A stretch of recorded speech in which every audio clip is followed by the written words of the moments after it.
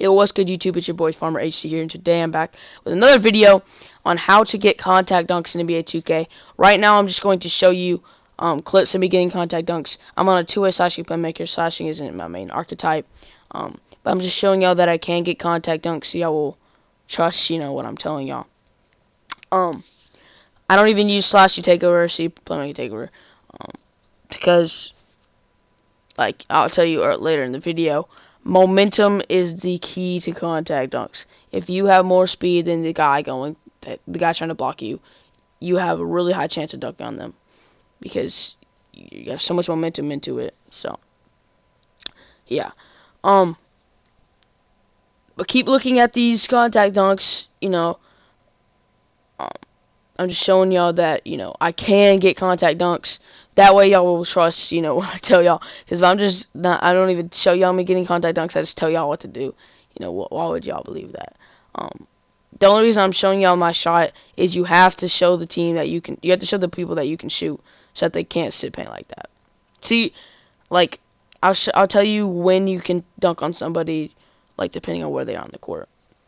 But let's get to my court so I can show y'all everything about it. Alright. So I'll show you how to get the contact dunks.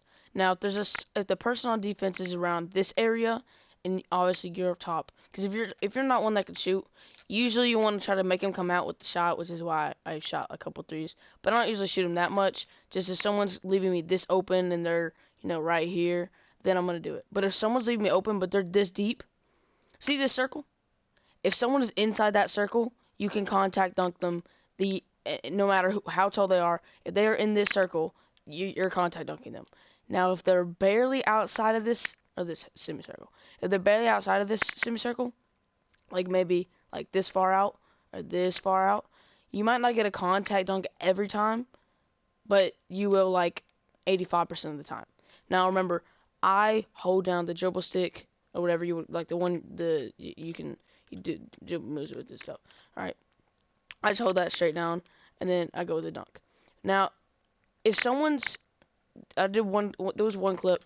If you're like this, and then you're going, right, and the dude on defense is right with you, trying to meet up with you, you might get a contact dunk. Most of the time, it's gonna make you do like a reverse layup or something, and you don't want to do a reverse layup because that might miss. But yes, I just showed you where you can possibly get a contact dunk, because if someone is this far out, you might want to just do a hop step. Like, if someone's that far out, you might just want to drive in and then hit them with a hop step and then go up. Because you're not going to be able to just dunk on them. They're that far out. But the other thing to get contact dunks, I'll show you badges too.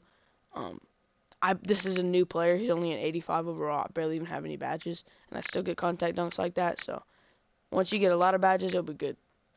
But I'll show you the few I use that are must-haves, because I barely have any badges and I'm still getting contact dunks, so they're obviously good. But another key to getting contact dunks, this behind the back is very good, because you have to have a lot of speed going into the dunk. Because if you're going faster than the person that's in the paint, then you have so much more momentum than them. It makes it hard. It's just like real life. If you have way more momentum than somebody, then, it's kind of hard to block that when they have so much more momentum than you. In threes, if you're running down the court with somebody and you're meeting them in the paint, you probably won't get a contact dunk, because you just won't. You gotta have more momentum than somebody when you're going through dunk. Every time, if you have the same speed as somebody or they have more speed than you, you will never get a contact dunk. If you're driving here and they're coming through baseline, you might get a contact dunk, but they also might get a block. There's so many block animations in the game that they could get to. You gotta think about it. If they have more speed going into it, or the same as you're not gonna have a high chance of dunking on them. If it's the same speed, you might. If they're running faster than you, you're not gonna dunk on them. It's not gonna happen. You gotta have more momentum than somebody.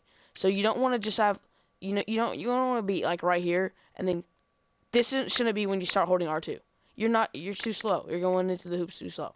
If you're right here, maybe have the Kobe size up so you can get that little speed boost into it. Then you have more momentum into it. Or, if someone's not guarding you super close, but they're still guarding you kind of close, you can hit them with that, and you have a lot of speed going into it. You gotta do something to get you some momentum. Like, do any drill move, like a cross or something. Something, if you have quick first step Hall of Fame, to get you some speed into it. A quick first step gold or anything. You gotta have some quick first step for a slasher. You have to have something to get you, run into the hoop faster. You gotta have some sort of momentum into the dunk. Another thing is, if there's 2 people in the paint, the chance of getting a contact dunk is so low. Like, if there's 2 people in the paint, just pass the ball. Just pass the ball. I don't care how deep they are in the paint. Like, if they're both in here, then I guess so, but that's not gonna happen. They're probably both gonna be like here and here, making a wall because they're tired of you dunking. So then just pass to your teammate. There's no reason not to. If you're playing you're on a slasher, I don't play that many threes on this build. Or I do, but I don't get contact dunks and stuff like that on threes on this build. Threes are harder to get contact dunks because it's a lot. People can play help so much easier in threes than you can on twos. And always, if you're a slasher, never play with 2 teammates that can't shoot. If you're playing twos, make sure your teammate can shoot. If you're playing threes, make sure both your teammates can shoot. Because if you have a teammate that can't shoot, you have to get by your man, and then you have to get by this dude. So you already have one dude catching up to you, running the same speed as you, and then a dude right here that's probably 7'3", trying to block you. So then you just have one teammate, right here. Say you make the pass 7'3", and it's still going to be on him. Your offense is kind of done. Unless you are good at shooting the ball on your slasher somehow, like very consistent, like you can go maybe like 7 for 7 from 3 or something. Like, it's a slasher, so you can't be that consistent unless they're just leaving you wide. But if they have a 7'3" center in the paint and you have to catch up, or they have someone do catching up, you're not gonna get a contact dunk. Make sure you're playing with shooters every time you're on a slasher. Those are the main tips. Now I'm gonna show you some badges that I use. Remember, I told you this build's not even maxed out yet. Like, I still can upgrade stuff, and I can get them to a higher overall. I just don't have that much VC for them at the moment. So, yeah, see, this build, it can get to a 91 right now, and unfortunately, I'm at 85. So, see, I have 86 speed and 89 acceleration. You want to have that 86 speed and you want to have above 86 speed and 86 acceleration, and above 86 ball handle, so you can speed boost, because remember what I said, you gotta have more momentum. And if so you can speed boost, that's quick momentum going to the hoop. Skill boost, you don't even need to buy dunk boost or nothing like that. It's not gonna help that much. But the badges, see, I only have 8 out of 13, 3 out of 10, 9 out of 21, 10 out of 15. So the finishing badges I use, contact finisher, if you're gonna get contact dunks and you don't have contact finisher, contact finisher is the best finishing badge in the game to me, and I think it's the only badge in the game that's gonna guarantee you to get contact dunks. Now, the only other badge that I might say could be better than the contact finisher is slither finisher, but I only think slither finisher is better than contact finisher if you're not a slasher, because if you're not a slasher, contact finisher is not gonna help that much. Because this is for contact dunks and contact layups. Like, if you're not a slasher, why are you taking contact layups and contact dunks? You can't even get contact dunks unless you have a certain dunk rating. So if you're not a slasher, this badge isn't great. Slowly finisher. So contact finisher, if you're a slasher, put it on. Whatever you can get it on, gold, Hall of Fame, put it on. Put it on. Slowly finisher. It says proves a player's ability to avoid contact when attacking the rim. It kind of does that, but have you, like, it's basically a blow-by badge. It gives you blow-bys, and when you go to the hoop, you probably can see other videos on, look up Slither Finisher. There's so many YouTubers posting this badge for a reason. They're not just posting it for no reason. It is a crazy badge. It's top 3 finishing badge in the game. So, put it on. There's no reason not to. Everybody says it's good, so try it. Trust me. I literally had this same badge layout, but it said I had silver fancy footwork and gold giant slayer. I got like 1 contact dunk every 5 games. Now I get like 2 a game. So Slither Finisher is a must-have badge if you're a slasher. Now, I'm also going to show you my playmaking badges just to show you this quick first step. I have bailout bronze for a reason. You go up for a contact dunk sometimes. You didn't do it right, you know. You went up for the contact dunk and it's obvious you're getting a block they're getting a block animation, or you're getting a layup animation. Because sometimes you know you're playing bots, so you time it wrong because you're just messing around with them trying to contact dunk, and then you time it wrong, or like you go up for something that's obviously not going to give you a contact dunk, and your guy goes up for a layup, you can just quick pass out. And if you have bailout bronze, the ball will never go out of bounds. It will always go to your player, your teammate. It won't be super accurate, but it'll be catchable, and it will never go out of bounds unless they catch it and then it goes out of bounds after they catch it. But it will be catchable. They will catch the ball. Silver, they'll catch the ball and it'll be a little more accurate. Gold, it'll be accurate like 75% of the time. Hall of Fame, always accurate. Taxino has Hall of Fame, and you can see he passes out of every shot he takes. It's perfect pass. Hands for days, you gotta have some stamina. If you have 0 stamina and you're going for a contact dunk, you're not getting a contact dunk with no stamina. No matter how much stamina the other person has, you can both have 0. You're not getting contact dunk. You can't get a contact dunk with no stamina. That's why I have this on Hall of Fame. Another thing you're gonna want once you get like your playmat, like I'm gonna put this on soon.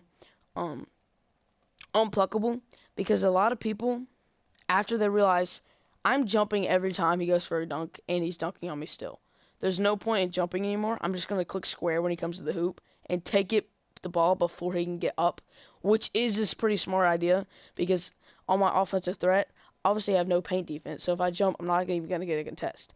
So I click square instead of triangle when people drive in, because if you go for the steal when people drive in, it'll like take it before they can even get the ball up in the air. So soon you're gonna want unpluckable. People don't do it that much, but good players will.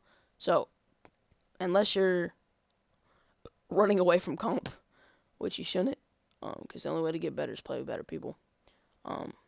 If you're playing good people, you're gonna want unpluckable. Now, if you make a slasher build, you don't have to be able to shoot threes. It's a good thing too, because then it makes the defender not be able to sit right here. If the defender sits in the paint, they're dumb. They're getting dunked on. But if the center, or whoever's guarding you, the guard, center, whoever's guarding you, because a lot of times they try to switch up. If they're right here, you can't dunk on them, and it's hard to get the hop step to work too, and you can't really shoot that good from 3. That's a struggle, but you need to be able to at least shoot mid-ranges. So, because if you can pull up from this mid-range right here, then it makes them come out a little bit more, so that when you go right here, you can pull up, like, alright. So this is what you do, right? They're sitting in that spot to where you can't dunk on them, and they're forcing you to shoot. You can just move in a little bit, then they're gonna move up because now they see you're moving in from mid-range, and they can go by them and then go up for the dunk. You gotta just basically on a slasher, you're playing mind games with the opponent. They don't know what you're gonna do, so if you have a little bit of a shot, you know it should be really hard to guard you, because if you can just pull up, you don't even have to shoot the 3. If you can pull up from right here, they have to come out when you go from the mid-range, and you can go right by them and dunk it. It's all you gotta do is just make them trust. They gotta believe in your shot a little bit, not that much, but if they know you suck at shooting, like you have half bar, you just brick every shot you shoot. You haven't green once the entire game. What's up on a guarding you? You know, make them show you. You gotta show them that you can shoot before they're gonna actually come out to you, because you're a slasher. Now, I'm gonna go over the badges you're gonna need to put on once you have. I only have 13, so if you're making a 2A slash playmaker and you get around 13, my badges once I'm done with these gonna be gold contact, gold slithery, gold giant slayer, silver fancy footwork. Okay, so then I might put it on gold. I don't really know, because then I'm gonna have like an extra badge. So I might put it on gold. I don't really know what I'm gonna do, but you know, I'm still thinking that through, because I'm gonna test out other badges. And once I'm fully maxed out this build, I'll probably make a build video and a badge video on this build, just like I did for my other build. But yeah, that's how to get contact dunks. If you have any questions about how to get contact dunks I didn't go over in this video, say it in the comments and I'll answer your question. But yeah, thank y'all for watching this video. Yeah, you make a slasher, you're an old head officially. But slashers are definitely a fun build to play on. I do recommend making a slasher for twos, because if you can dunk, like, this build is just so good in the paint, especially when I'm against offensive threat. Like, what are they supposed to do when I drive in? They can't do anything. Usually the center switches on to me, and then the guards my teammate, and then that's an ISO against the center. If they don't guard up, I'm greening the 3. If they do guard up, I'm driving by him and taking a dunk. And the offensive threat can play help all they want. I'm dunking on him. So, if you get the center to switch on you, don't be scared. Just ISO them. They're too slow. But yeah, like I said, thank y'all for watching this video. Make sure to drop a like and subscribe. FarmerHC out.